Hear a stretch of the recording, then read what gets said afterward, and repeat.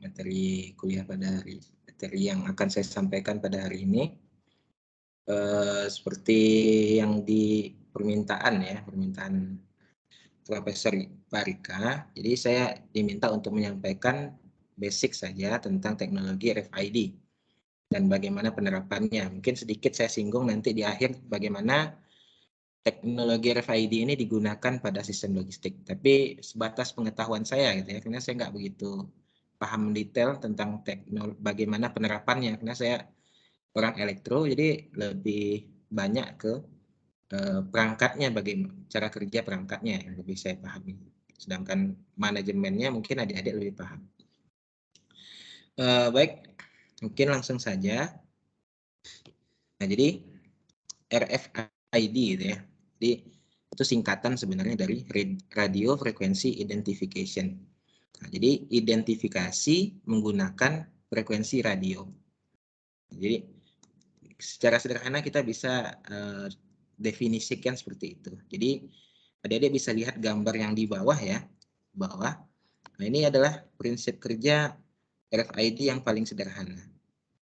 Jadi RFID itu konsepnya dia punya reader, gitu ya, punya reader dan punya tag. Ada dua komponen. Yang mana yang kita identifikasi adalah tag-nya, karena tag ini yang memancarkan radio frekuensi. Jadi kalau ini definisi ya, saya cari di Google saja. RFID itu katanya perangkat yang bekerja menggunakan medan elektromagnetik. Medan elektromagnetik itu disebut juga sebagai radio untuk mengidentifikasi tag. Nah, jadi tag ini yang diidentifikasi dan tag ini biasanya disematkan pada sebuah benda. Bendanya bisa macam-macam, ada kartu contohnya, ada gantungan kunci, nanti kita lihat di belakangnya. Atau di sistem logistik bisa jadi tag-nya itu kita sematkan pada kardus, pada barang yang akan dikirim. Yang disemat. Jadi perangkat yang bekerja menggunakan medan elektromagnetik untuk mengidentifikasi tag yang disematkan pada sebuah benda pada jarak tertentu. Dan jarak tertentunya umumnya dekat ya, adik-adik. Dekat dalam artian ini adalah nggak bisa tuh RFID mendeteksi jaraknya 10 kilo atau 1 kilo, itu nggak bisa. Jadi kalau berdasarkan referensi yang saya baca, itu paling jauh 6 kilo dari readernya. Jadi jarak tag ke reader, bukan 6 kilo, 6 meter ya, sorry. Dari reader ke tag itu maksimal 6 meter. Jadi kalau tag-nya, misalnya saya berada di sebuah ruangan, saya memegang tag dari RFID, kemudian ada reader di ruangan tersebut, asalkan jaraknya 6 meter itu masih bisa dibaca. Dan setiap tag itu memiliki unique ID. Jadi tag yang ini punya ID yang unik. Dapat memiliki ya, karena bisa jadi dia nggak unik, tapi dia bisa memiliki unique ID. Sehingga tag dapat dibedakan. Jadi setiap tag dapat dibedakan asalkan dia unik. Nah, ini sama halnya dengan penggunaan barcode sebenarnya. Jadi kalau adik-adik mau ilustrasikan, boleh ilustrasikan dengan barcode. Jadi setiap barcode itu dapat dibedakan karena dia memiliki ID yang unik. Ya. Beda ya, barcode untuk makanan A dan makanan B itu pasti berbeda. Tapi kalau sama, barcode-nya nggak bisa dibedakan. Dia dianggap sebagai barang yang sama. Sama juga dengan tag ini, asalkan dia punya ID yang unik, maka antar tag itu bisa kita bedakan. Nah, jadi dia sebenarnya bisa kita ilustrasikan dengan barcode tag ini. Jadi tag itu adalah barcode-nya, kemudian reader itu sebagai reader dari barcode. Kan ada tuh barcode reader kalau ada di belanja yang pakai infrared gitu ya. Nah, itu reader untuk barcode. Nah, sekarang ada reader untuk tag dari RFID. Oke. Nah, gimana prinsip kerjanya? Prinsip kerjanya sederhananya adalah tag ini memancarkan gelombang elektromagnetik nantinya. Jadi tag yang kita, misalnya saya punya tagnya, contoh paling sederhananya itu Imani ya. Adik-adik kalau saya nggak naik Trans Padang ya sekarang ya. Itu kan pakai Imani itu, atau masuk kebun binatang di Bukit Tinggi ya. Itu pakai Imani. Imani itu adalah tag dari RFID contohnya. Nah, jadi Imani yang adik-adik pegang itu dapat memancarkan gelombang elektromagnetik. Gelombang elektromagnetik inilah yang nantinya diterima oleh antena terlebih dahulu ya.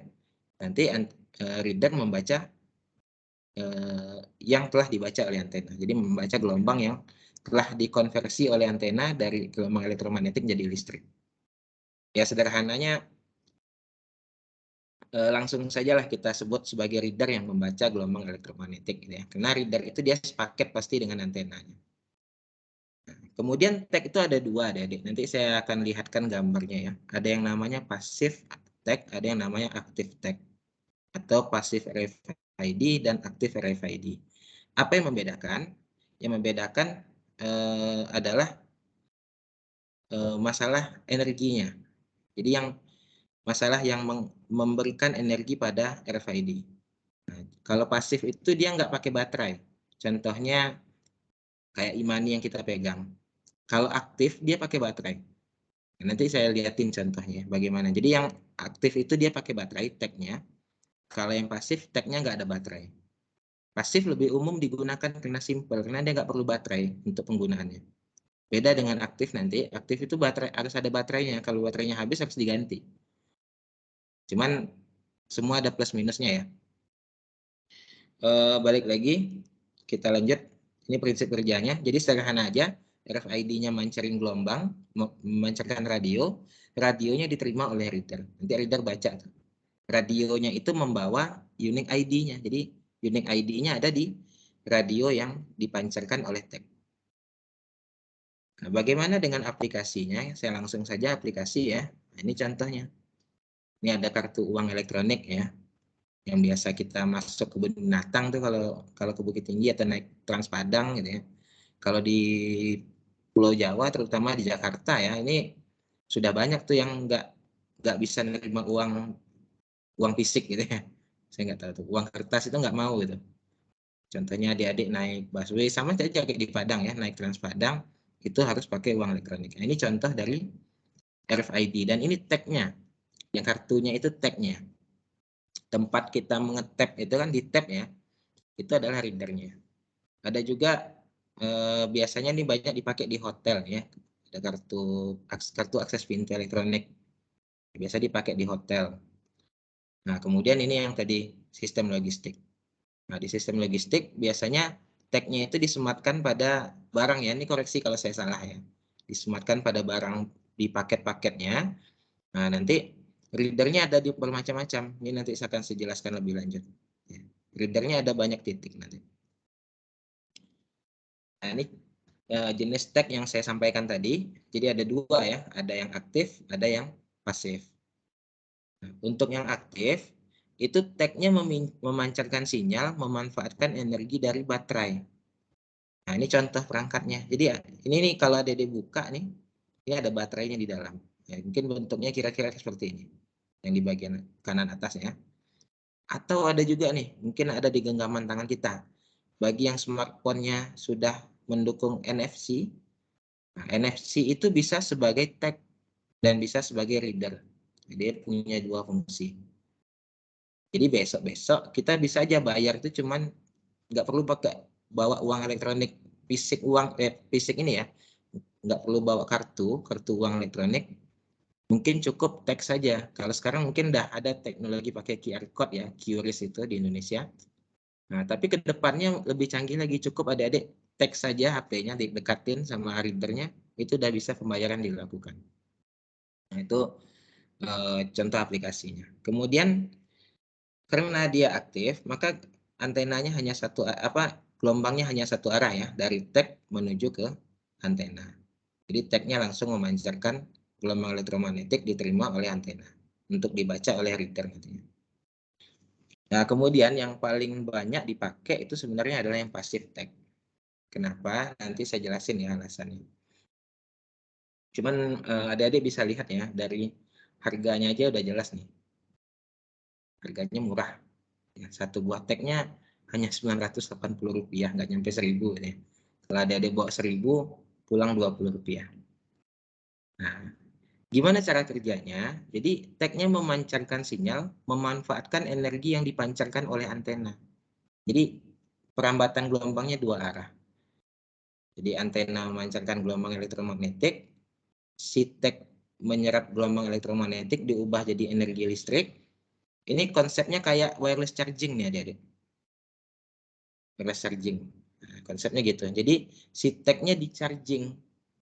Ya, di-charging, kemudian karena dia udah terisi energi, maka tag-nya bisa memancarkan gelombang elektromagnetik untuk diterima oleh antena. Nah, konsepnya gitu. Ada bisa lihat di YouTube. Di YouTube tuh ada videonya. Saya lihat, cuman saya nggak lupa ya linknya di mana itu. Pakai videonya berbahasa Inggris cukup baik itu animasinya. Jadi kira-kira dia kayak wireless charging. Jadi dia kalau tadi yang aktif kan dia pakai baterai ya energinya. Tapi kalau pasif nggak, dia nggak butuh baterai. Nah, dan karena simple, maka pasif lebih umum digunakan.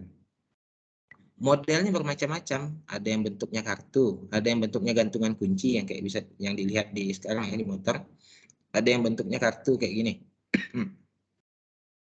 Ada juga yang bentuknya stiker. Nah, ini bentuknya bisa dikemas dalam berbagai macam bentuk. Ya. Kalau yang jenis pasif ini, dan dia kecil, sangat kecil. Jadi kartu itu kan ya kartu adik-adik tahu lah ukuran kartu standar itu ya. Nah, itu chipnya cuma sebesar ini paling tipis dan ukurannya paling seujung jempol ini. Itu ukuran chipnya, dia kecil. Yang penting itu chipnya sebenarnya yang dalam tag itu. Medianya di mana itu tergantung, bisa diletakkan di stiker chipnya, bisa diletakkan di gantungan kunci, atau bisa diletakkan di kartu. Nah, karena simple dan kecil, dia lebih umum, lebih banyak digunakan, aplikasinya lebih banyak gitu ya. Nah, kemudian ini untuk tag-nya. Jadi kan perangkatnya dua ya, ada tag, ada reader. Kemudian kita lihat readernya ya. Reader itu ada dua jenis juga. Ada yang short range, ada yang long range. Ya dari jenisnya aja adik-adik udah jelas tahu ya. Kalau short range dia bisa jarak jauh, jaraknya hanya pendek. Kalau long range berarti dia bisa membaca tag-nya yang jaraknya jauh. Ini adik-adik ada dua contoh, saya lihatin di Tokopedia aja saya cari. Yang di kanan atas ini yang long range, harganya lumayan ya, 22.185.000 satu perangkatnya. Nah, kemudian ada yang short range. Nah, kalau short range ini murah ya. Short range ini 16.000, udah dapat bonus ya, 2 buah tag.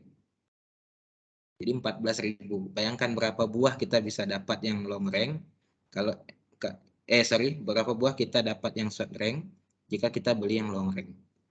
Nah, cuman ya semua punya plus minus gitu ya. Dari sisi harga short range lebih unggul gitu ya. Tapi dari sisi jangkauan long range lebih unggul. Nah, ini saya rangkum ya. Nah, jadi dari jenis readernya ini ada dua.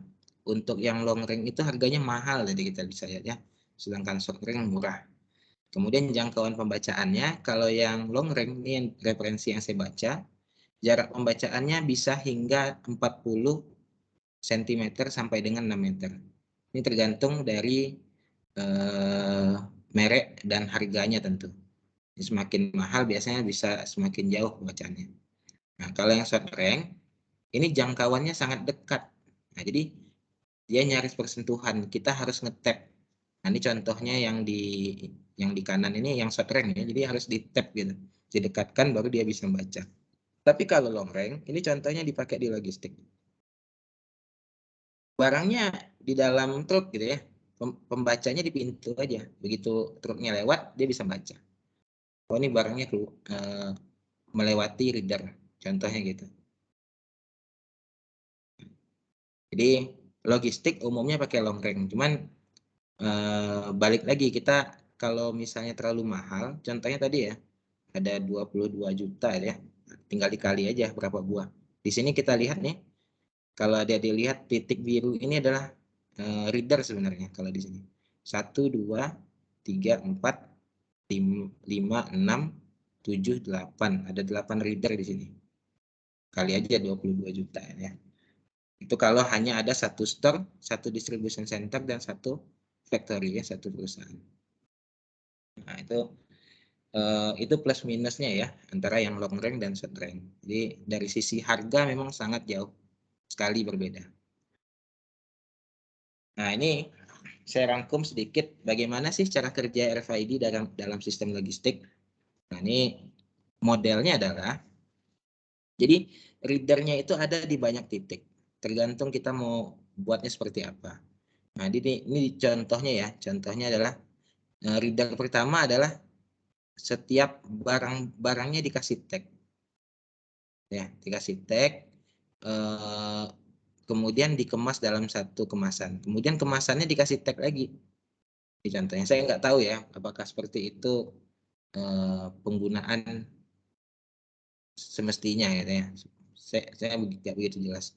Yang pasti adalah barang kemasannya dikasih tag dan tagnya ini barang masuk ya, barang masuk dikemas, kemudian setelah dikemas dikasih tag lagi, artinya dideteksi lagi. Ini barang sudah dikemas loh, kemudian disimpan di gudang. Saat keluar dia dideteksi lagi, ya, dideteksi lagi oleh reader. Jadi readernya banyak nih.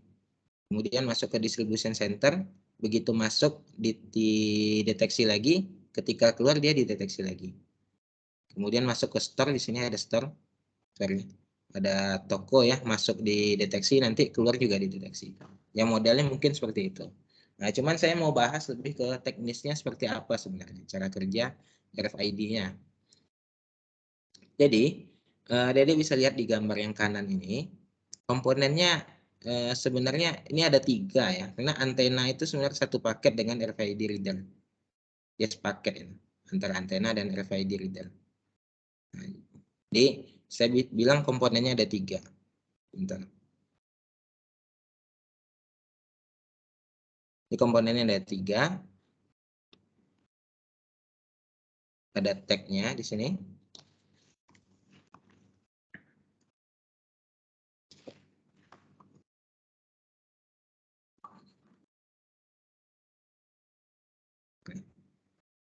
Kehilangan mouse. Ada tag-nya di sini ya. Kemudian ada readernya yang sepaket sama antena. Nah, ini ada satu lagi, yaitu database. Ada 3 komponen. Jadi tag, reader, database. Tag itu tanda di barangnya ya. Barangnya, setiap barang kita kasih tag. Kemudian reader, ini tergantung readernya mau diletakkan di mana. Nah, yang saya ingin jelaskan teknisnya. Jadi teknisnya adalah ketika contohnya di sini barang melewati pintu keluar dari perusahaan, artinya ini inventaris keluar ya dari perusahaan. Nah, maka yang terjadi adalah reader kan mendeteksi ya, tag terbaca oleh reader, atau reader mendeteksi, oh ini tag ini sudah melewati pintu keluar. Yang dilakukan adalah reader itu mengirim data ke database. Dia ngirim data ke sini. Apa saja yang dikirim? Yang pertama adalah reader ID. Reader ID ini fungsinya adalah untuk menentukan ini posisinya di mana. Ya. Apakah ini pintu keluar, pintu masuk. Ya. Jadi adik-adik bisa deteksi sebenarnya dari reader ID. Posisi barang adik-adik itu sedang keluarkah atau masukkah atau sedang di mana dia. Berada di distribution center, itu letaknya di reader ID. Nah, jadi data yang dikirim itu reader ID, tag ID. Tag ID ini adalah ID barangnya, barang yang mana gitu ya. Kemudian waktunya, jam berapa tag-nya melewati reader, jam berapa barangnya lewat. Kemudian informasi tambahan. Nah, informasi tambahan ini bisa kita custom ya sesuai kebutuhan. Contohnya ada jenis barang, jumlah kemasan, atau misalnya tanggal kadaluarsa gitu. Macam-macam. Itu bisa custom tergantung dari kebutuhan kita, aplikasinya seperti apa. Nah, mungkin ini saja sekilas dari saya tentang RFID ya, dan sekilas juga bagaimana sih sebenarnya sistem RFID itu bekerja dalam sebuah sistem logistik. Ya, seperti apa RFID bekerja dalam sistem logistik. Hanya itu saja yang dapat saya sampaikan. Terima kasih. Saya kembalikan ke Pak Rika. Terima kasih Pak Lutfi. Kita langsung diskusi dengan Pak Lutfi. Kita langsung diskusi dengan Pak Lutfi ya. silakan nih mahasiswa untuk bisa explore case by case supaya paham penerapan teknologinya ini untuk case masing-masing.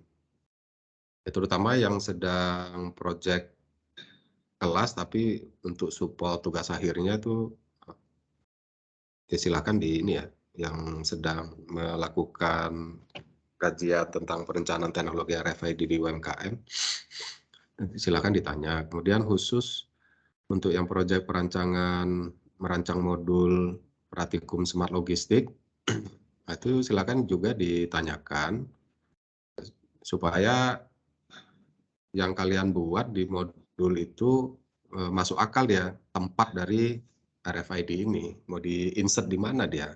Kemudian bagian dari apa teknologi RFID ini di modul kalian itu. Tidak harus di semua modul ya. Tapi yang saya mintakan minimal ada di satu modul praktikum yang kalian buat itu, ada memanfaatkan teknologi RFID gitu. Karena itu yang membedakan ilmu keteknikan dengan ilmu manajemen ekonomi gitu. Jangan sampai nggak ada bedanya gitu ya. Nah, yang membedakan ya inilah keberadaan teknologi tertentu ya yang akan kita pakai. Silakan siapa yang ingin mengawalinya, langsung bisa ditanyakan ke Pak Lutfi. Pak, izin sebelumnya Pak Elvi, izin bertanya Pak. Ya, langsung aja Elvi. Baiklah, sebelumnya perkenalkan Pak, nama saya Elvi Aryani. Jadi Elvi penelitiannya itu di UMKM peternakan telur gitu Pak. Jadi di sana Elvi merencanakan teknologi traceability apa yang cocok di UMKM tersebut. Jadi ada barcode, ada RFID, sama QR code Pak. Jadi untuk yang nanti Elvi membandingkannya juga dengan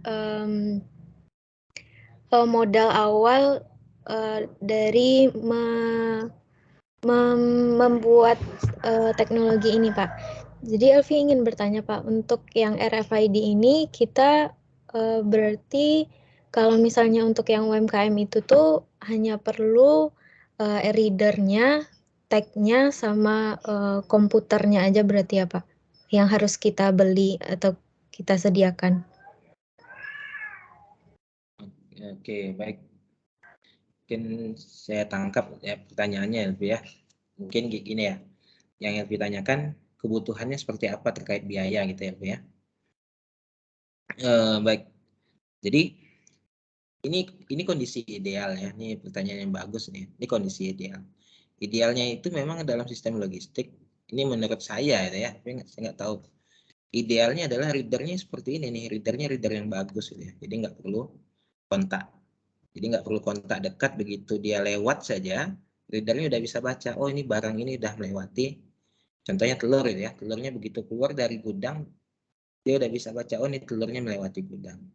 Tapi untuk kondisi UMKM yang modalnya mungkin nggak begitu nggak begitu besar, ini perangkat jadi mahal sekali. Nah, jadi kemarin saya udah berdiskusi juga dengan Pak Rika gitu ya.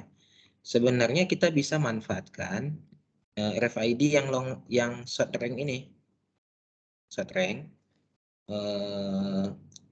untuk traceability. Nah, jadi kalau short range mungkin bisa dilihat ya, readernya saja sangat murah ini, Rp14.000. Kalau kita potong tuh harga kartunya, tagnya 2 kan, tag itu 1.000-an itu. Potong tagnya 2.000 artinya hanya 14.000. Kemudian ditambah dengan perangkat lain untuk reader. Nah, reader itu nggak bisa dengan hanya tag ini saja ya, tapi harus ada controllernya namanya, controllernya, sehingga data yang dibaca oleh si reader, itu bisa dikirim ke database seperti yang gambar ini. Nah, sehingga nanti satu perangkatnya, kalau perkiraan saya ya, butuhkan biaya sekitar ya 500.000. Kalau ini dari pandangan saya ya, lebih kurang itu 500.000 sampai 1 juta paling mahal. Itu untuk readernya. apa saja perangkatnya, saya nggak tahu nih adik-adik tadi saya dengar ada mata kuliah sistem digital ya. Saya nggak tahu apa saja materinya, cuman kalau adik-adik pernah dengar, peralatan yang dibutuhkan itu selain reader yang tadi, itu ada microcontroller namanya, kemudian ada modul komunikasinya. Modul komunikasinya macam-macam, bisa pakai WiFi, bisa pakai LAN, atau bisa juga pakai GSM, teknologi GSM. Itu macam-macam. Kalau dari sisi biaya mungkin nggak begitu jauh berbeda, itu yang paling selisih antara 100 sampai 200 ribu tuh kalau berbeda teknologi telekomunikasi yang digunakan. Nah, yang pasti untuk agar RFID readernya bisa mengirimkan data ke database itu butuh biaya sekitar 500 sampai 1 juta. Kemudian untuk komputer, apakah harus ada komputernya? Jawaban saya tidak ya. Terlebih misalnya proyek LV untuk UMKM itu bisa di kampus ya, LV penelitian di kampus itu bisa diintegrasikan dengan namanya pengabdian masyarakat. Pengabdian masyarakat itu adalah kampus itu berkontribusi terhadap kegiatan yang ada di masyarakat. Contohnya yang LV lakukan. Nah, bisa saja nanti komputer database-nya ini kita letakkan di aset yang kita punya. Kebetulan UNAN itu punya data center ya, itu bisa dimanfaatkan. Jadi komputernya nggak wajib. Hanya saja mungkin pemilik UMKM wajib punya smartphone untuk monitoring atau apapun lah yang bisa membuka browser. Jadi nggak perlu komputer yang didedicated khusus untuk itu. Mungkin itu pandangan dari saya, Elvi.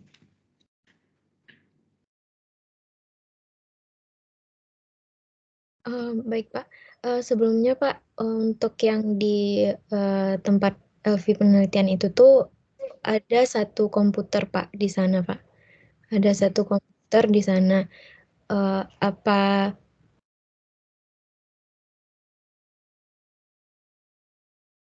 datanya itu tuh orang lain bisa membaca gitu Pak? Oke. Ya, ini agak sulit ini Elvi sebenarnya. Jadi tergantung ya. Saya nggak tahu kondisinya gimana. Tapi kalau misalnya berada di satu buah area yang kecil, itu bisa saja. Bisa saja. Artinya sistemnya berjalan secara lokal. Jadi pengiriman antara RFID ke komputer itu sistemnya lokal. Itu bisa kita lakukan.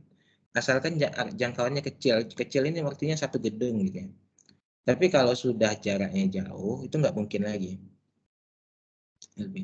Karena dia harus terkoneksi lewat internet. Begitu terkoneksi lewat internet, komputer kita di rumah nggak bisa melakukan fungsi itu. Jadi bisa saja, cuman biayanya jadi mahal gitu ya. Banyak yang harus disiapkan secara teknis gitu ya. Macam-macam itu saya kalau jelasin nanti malah bingung pula gitu ya. Pasti biaya langganan internetnya saja itu untuk komputer itu ya. Jadi kalau datanya mau disimpan di komputer, biaya langganan internetnya saja mungkin bisa sampai paling tidak 5 sampai 10 juta per bulan. Nah, itu pengetahuan saya segitu. Jadi kalau jaraknya jauh nggak bisa, tapi kalau jaraknya dekat dalam satu gedung, maka komputernya bisa pakai komputer itu untuk menyimpan datanya. Ini TLP.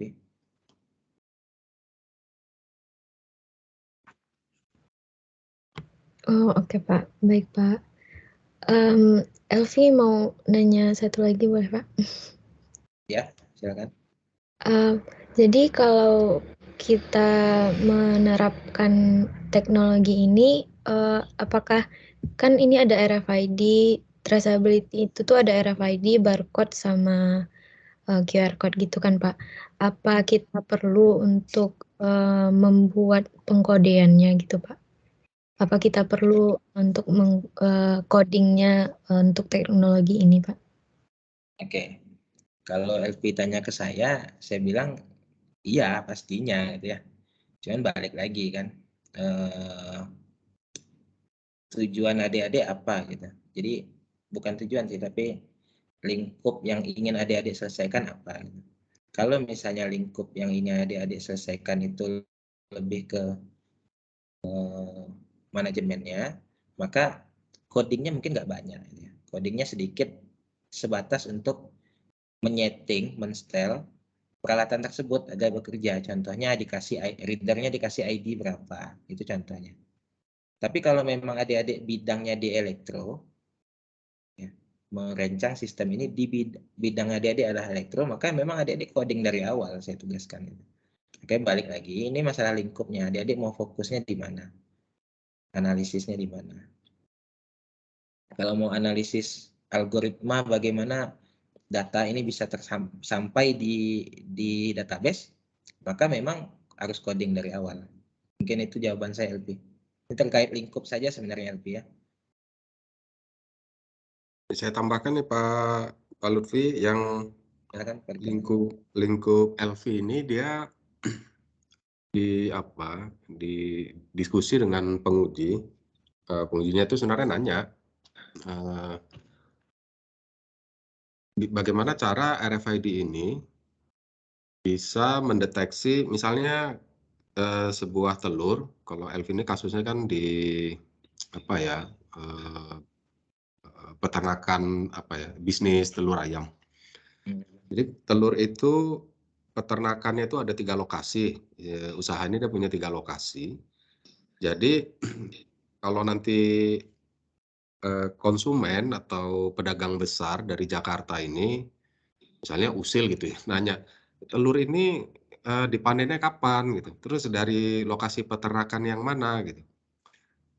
Itu kita bisa catat data tambahan itu, apakah kita harus membuat sistem kita harus coding sendiri atau bisa memanfaatkan tag yang sudah ada ID-nya itu tuh Pak Uun. Baik. Untuk itu ya, Pak ya. Jadi kalau untuk kasus yang seperti itu sebenarnya tergantung pada informasi tambahan yang kita masukkan di dalam. Saya cari mouse nggak ketemu. Nah ya, tergantung pada informasi tambahan pada poin 4. Yang 4 itu ya.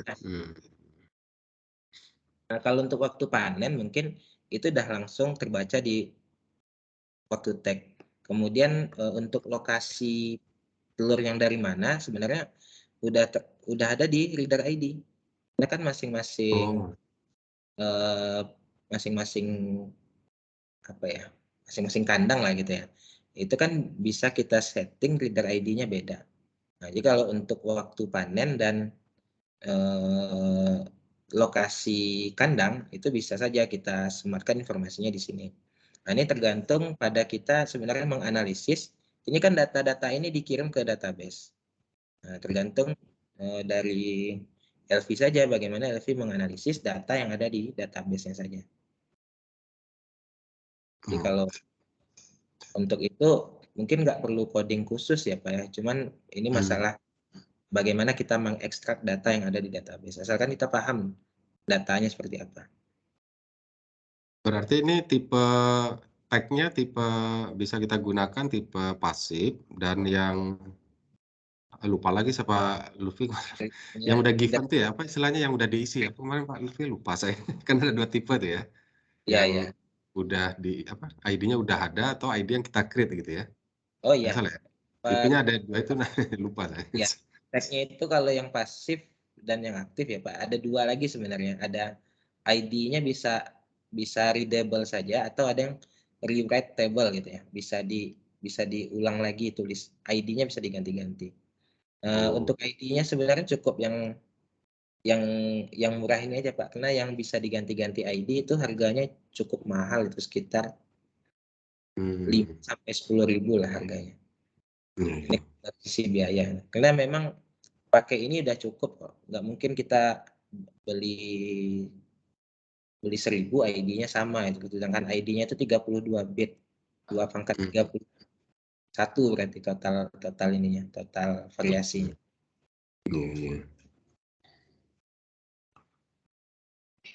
Nah, itu LV udah bisa di ini ya. Berarti yang LV pakai rekomendasi teknologinya itu untuk tag-nya pakai yang pasif dengan ID sudah tertulis ya, readable ya, yang terbaca aja. tag-nya itu. Kemudian data yang kemarin ditanya penguji, bagaimana caranya teknologi ini bisa merekam sebanyak-banyaknya informasi. Ternyata di sini sudah ada default itu. Jadi dijelaskan Pak Uul kan masalah waktu itu sudah default ya.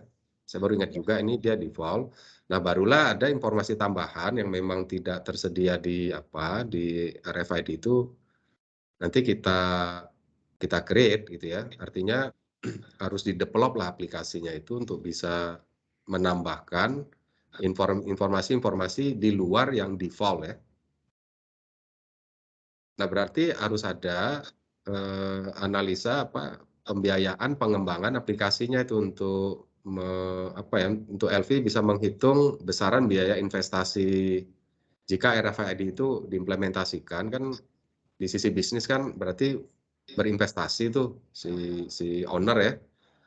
Nah, komponen-komponen biaya yang harus dikeluarkan ya selain yang udah dijelaskan Pak Lutfi ya, komponen-komponen RFID, jangan lupa komponen pembiayaan pengembangan aplikasinya. Kemudian tadi internetnya ya, itu kita bicara nanti biaya operasional, kalau perangkat-perangkat, pengembangan aplikasi komputernya kan sekali beli kan gitu ya. Kemudian nanti ada biaya maintenance, itu yang menjadi komponen-komponen biaya untuk analisis ekonomi tekniknya itu, Elvi ya. Itu yang nanti kamu explore lebih jauh. Kan banyak yang bisa ditonton tuh supaya kebayang ya ininya. Yang dijelaskan Pak Lutfi itu kan di YouTube, kata Pak Lutfi kan cukup banyak ya. Rajin-rajin dilihat aja supaya yang dimaksud oleh Pak Lutfi itu lebih kebayang. Elvinya memang tidak masuk ke teknisnya nih Pak Lutfi, dia baru fase 1. Jadi nanti rekomendasi teknologi apa yang cocok, itu yang dikaji Elvi. Nah, nanti penelitian berikutnya oleh mahasiswa, itu yang kalau ada mahasiswa yang punya nyali untuk pengembangan, baru dia masuk yang teknis itu Pak Lutfi. Ya. Ya makanya yang saya mau minta tolong buat prototyping simple itu yang mahasiswa Pak Lutfi itu supaya ada referensi lah bagi mahasiswa itu, ada referensi minimal yang begini aja nggak bisa dibuat oleh mahasiswa TI kan kacau juga ini anak-anak kalau nggak punya ini ya. Sayang tuh basic programmingnya kalau nggak di-explore. Iya. Oke, Elvi udah cukup jelas? Sudah Pak, terima kasih Pak. Iya, oke. Gimana Pak Lutfi? Ada tambahan lagi?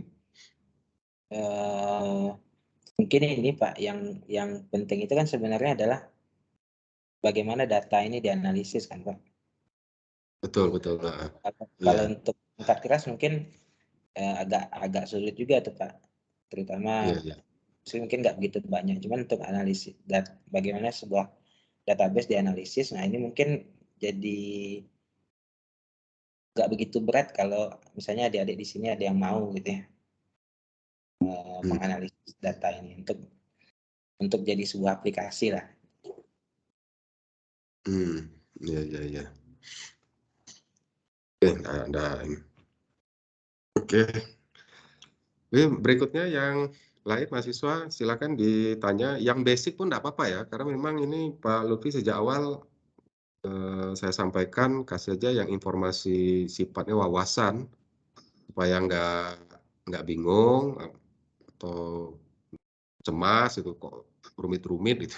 Ini wawasan nih saya kira cukup sederhana yang disampaikan Pak Lutfi untuk kita cepat mengerti ya apa teknologi RFID isinya apa, makainya gimana gitu. Kemudian kalau mau merangkai sendiri rupanya komponennya ada di pasar gitu. Tapi butuh skill apa? Tadi udah disinggung tuh Pak. Sehingga wawasannya luas ya. Jangan kalau di teknik ini kita tidak boleh konsumtif ya. Jangan kalau khususnya jadi mahasiswa apalagi itu bekerja ya. Jangan dibiasakan apa-apa itu beli. Kita harus berani challenge, berani buat gitu.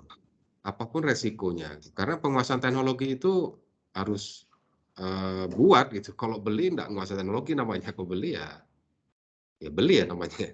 Tapi kalau yang namanya engineering, ya berani buat gitu meskipun gagal, bangkit lagi, gagal, bangkit lagi, kurang, jalan terus, kurang, perbaiki terus, gitu. Sampai teknologi itu kita kuasai. Dan makanya saya ambil dua sisi, ini Pak Lutfi sudah berhasil menjelaskan dua sisi, bagaimana aplikasi, kemudian istilahnya apa, daleman dari LFID itu udah dijelasin nih sama Pak Lutfi. Karena saya memang requestnya itu. Dan prototipenya udah dibuatin Pak Lutfi nih ke saya.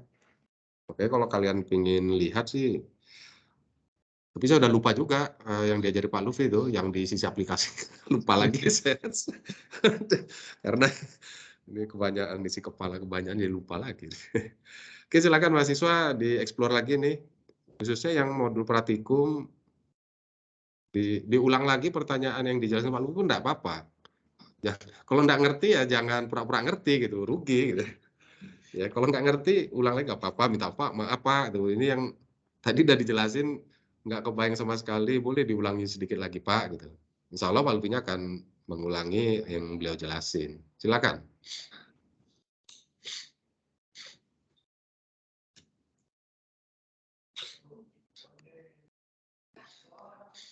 Ada?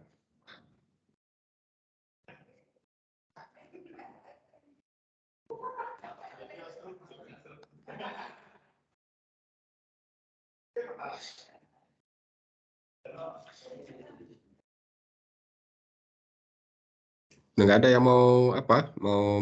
Apa namanya? Mengkonfirmasi yang dijelaskan Pak Lutfi tadi supaya lebih mengerti. Pak Lutfi, kalau perbandingan pakai RFID dibandingkan dengan barcode atau dibandingkan QR itu kalau secara umum dari sisi operasionalnya, dari sisi biayanya, dari sisi operasional ini mana yang lebih mudah atau sama mudahnya, atau mungkin ada yang lebih susah gitu. Dari sisi maintenance-nya, kemudian dari sisi akurasinya itu gimana tuh Pak Lutfi? Perbandingannya itu, ini beberapa mahasiswa ada yang mengkaji, diminta untuk membuat perbandingan dulu itu. Mereka ini antara RFID, QR maupun barcode itu. RFID, QR atau barcode ya Pak ya. Iya, itu perbandingannya. Kalau saya pribadi ya Pak ya, karena saya bidangnya di elektro gitu Pak. Bagi saya QR itu adalah barcode juga gitu ya Pak. Jadi sebenarnya sama kalau QR itu ya barcode juga gitu ya Pak. Cuman bedanya QR itu barcode-nya 2 dimensi. Kalau yang barcode biasa itu 1 dimensi. Kalau dari sisi teknologi, kalau dari sisi harga mungkin ya Pak ya. Mungkin QR code sama barcode ini ya Pak ya, barcode dengan QR bisa lebih murah gitu. Bisa lebih murah dalam artian gini. ID-nya itu kita nggak perlu beli gitu. Nggak perlu beli tag-nya. Kita cukup cetak saja. Kemudian kita juga nggak perlu beli perangkat readernya, karena readernya tergantung sih, bisa beli bisa tidak ya. Tapi kita nggak perlu beli kalau ada smartphone untuk readernya, karena kamera smartphone itu udah bisa kita gunakan sebagai reader dari barcode. Nah, jadi kalau dari sisi biaya mungkin ada hal yang bisa kita kurangi. Jadi pertama tadi kita bisa ngurangi biaya pembelian tag-nya, karena nggak perlu beli tag. Kemudian kita bisa ngurangi biaya pembelian perangkatnya, karena kita bisa pakai smartphone. Tapi di satu sisi teknis lain, kalau saya lihat barcode sama QR ini bisa lebih mahal. Kenapa? Karena dia nggak tahan air. Untuk pengiriman itu kan butuh tahan air. Nah, bisa dibuat tahan air, bisa saja. Contohnya di print di bahan yang tahan air, contohnya kayak di plastik atau di apa. Cuman biayanya kan jadi mahal juga untuk membeli alat cetak yang bisa digunakan tahan air gitu. Di alat cetak yang bisa mencetak barcode yang tahan air itu jadi mahal. Nah, balik lagi kebutuhannya seperti apa sebenarnya Pak. Kalau memang butuh yang tahan air mungkin jadi lebih mahal. Kemudian yang kedua adalah terkait akurasi yang seperti yang Pak Rika tanyakan. Nah, untuk akurasi memang barcode dan QR code ini sangat ditentukan dari kualitas printer dan kualitas kamera dari perangkatnya. Dia bisa murah, tapi kalau kameranya nggak bagus, bisa jadi nggak kebaca. Ya. Atau kalau printernya nggak bagus, resolusinya rendah, bisa jadi nggak kebaca juga. Kalau resolusinya udah tinggi nih, cuman maintenance printernya nggak bagus, bisa jadi juga hasilnya kan putus-putus tuh, yang cetakannya bisa nggak terbaca. Nah, itu kelemahannya. Tapi kalau tag ini asalkan dia nggak rusak, rusaknya umurnya panjang tag itu. Bisa saya bilang umurnya seumur hidup. Bisa gitu. Seumur hidup umurnya. Hampir lah seumur hidup gitu ya. Kita nggak boleh juga bilang dia seumur hidup gitu ya. Hampir seumur hidup. Jadi modal di awal mungkin besar, cuman untuk operasional bisa jadi tag lebih murah. Mungkin itu Pak pandangan saya Pak. Oke, makasih banyak Pak Lutfi. Oke, masih saya beri kesempatan ini kepada mahasiswa, 1 atau 2 mahasiswa untuk mengajukan pertanyaan, mengeksplor apa yang disampaikan Pak Lutfi. Silakan. Ada? Izin bertanya Pak. Ya, silakan. Jadi Pak, kan tadi untuk scan dari RFID-nya kan pakai tag. Itu Pak, misalnya kalau tag-nya tuh ada terjadi kerusakan atau tag-nya tuh nggak kebaca sama lab-nya, nanti bermasalah ke database-nya atau barang yang nggak bisa keluar atau gimana tuh Pak? Dikembalikan Pak. Oke, makasih. Tasya tadi ya? Tasya. Iya Pak. Oke, makasih Tasya ya. Silakan Pak Lutfi, pertanyaan dari Tasya tadi Pak Lutfi. Ya, ini bagus juga nih Pak untuk antisipasi sebenarnya. Bagaimana tiba-tiba tag-nya rusak, barangnya udah di-input gitu ya. Nah, ini mungkin Tasya kita bisa antisipasi gitu ya dengan buat di aplikasinya, karena dia kan sistemnya kirim ke database ya. Nah, kirim database. Nah, bisa jadi nanti kita allow atau izinkan bahwasanya datanya itu selain diedit oleh reader, edit data ini maksudnya gini ya. Data itu kan begitu sampai ke distribution center, dia input baru nih, oh datanya udah sampai di distribution center. Nah, jadi kita izinkan perubahan datanya itu selain dilakukan oleh reader RFID, juga dilakukan oleh aplikasi komputer. Nah, dengan demikian, ketika rusak RFID-nya, kita juga bisa melakukan input secara manual atau bisa melakukan pergantian ID dari RFID-nya. Itu bisa dilakukan. Secara teknis, hal-hal tersebut bisa kita lakukan. Gitu ya. Di ID-nya diganti. Misalnya chipnya rusak gitu ya. Kita copot, ganti chip baru. Kita kasih tahu, barang ini chipnya udah diganti dengan chip baru. Itu bisa. Nah, itu antisipasinya seperti itu. Tasnya. Bagus ya pertanyaan. Baik Pak, terima kasih Pak. Oke, terakhir masih ada satu lagi kesempatan. Kalau untuk yang proyeknya mendevelop modul praktikum, ini yang slide sekarang tampil dari Pak Lutfi ini sudah menjawab sebenarnya ya. Kalau kalian bisa menalarnya dengan baik, harusnya kalian akan berhasil ya untuk bisa memasukkan keberadaan teknologi RFID ini menjadi salah satu komponen dari penunjang praktikum. Jadi, fungsinya di sini adalah record data. RFID di dalam modul praktikum yang kalian buat itu, yang kalian bangun itu, sebuah alat yang difungsikan untuk merecord data. Nah, tadi Pak Lutfi udah cerita dia tentang bagaimana kita menganalisis data. Nah, itulah yang sebenarnya saya harapkan di praktikum bisa membuat sesuatu yang sederhana, bisa menganalisis gitu. Ya, kalau teorinya kan kita udah pernah diskusikan ya, saya sudah pernah sampaikan, kita ambil yang sederhana, mengelola gudang aja dulu, nggak usah logistik yang terlalu luas. Kemudian di kegiatan mengelola barang, mulai dari barang masuk ke gudang, sampai barang itu keluar. Nah itu kalau dipilah-pilah, banyak juga sub-sub activity-nya kan. Nah, itu RFID itu bisa masuk di bagian yang mananya itu, menurut kalian gitu ya. Dan itu seperti apa fungsi dan perannya di sana.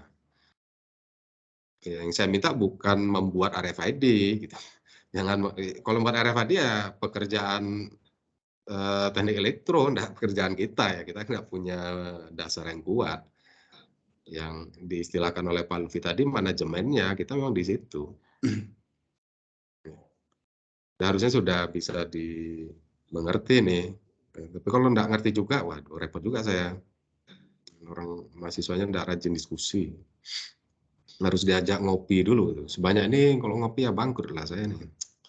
Ngopi di dua hati apa di dua pintu ya, parewa. Bangkrut saya nih kok diajak ngopi nanti terkejut pula orang yang punya kafe, kuliahnya di kafe Pak Lutfi. Mau disuruh kuliah di LP3, ruangan ngopi kita nggak cukup pula kan.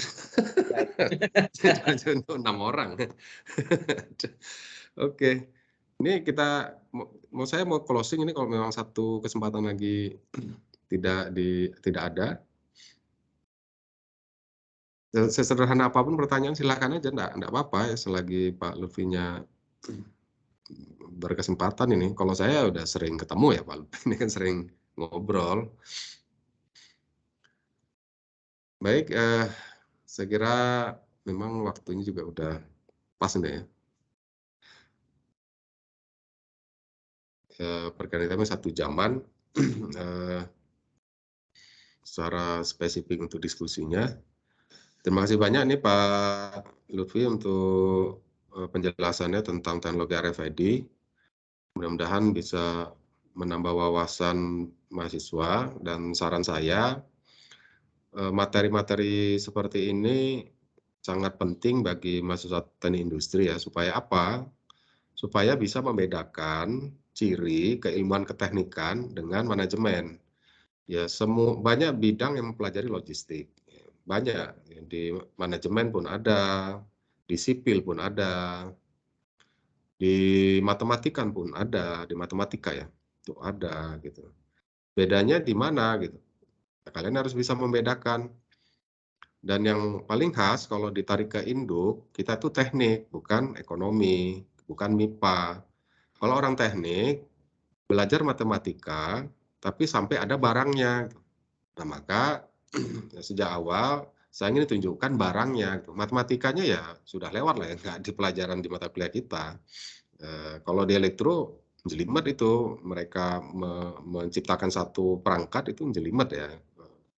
Digital itu pakai apa bilangan biner 01 macam ya kombinasi. Saya pun udah nggak ingat nih belajarnya itu zaman dahulu kala. Nah, jangan sampai mahasiswa teknik industri tidak tahu seperti apa fisik dari RFID. Nah, lihat fisiknya kan itu produk sudah jadi itu. Di dalamnya seperti apa gitu. Ya harus lebih tahu lagi mentahnya itu seperti apa. Nah, itu yang saya dibantu Pak Lutfi untuk membuat prototyping. Jadi kalau dilihat ya seperti rangkaian-rangkaian nggak ada bajunya lah gitu ya. Tapi kalian jadi tahu gitu, kenapa keyboard dan dihubungkan kemana, yang disebut-sebut controller, microcontroller itu seperti apa bentuknya gitu ya. Kok bisa murah ya, itu apakah memang murah itu atau seperti apa ya gitu. Jadi akan muncul banyak pertanyaan. Nah, itu ciri dari engineering.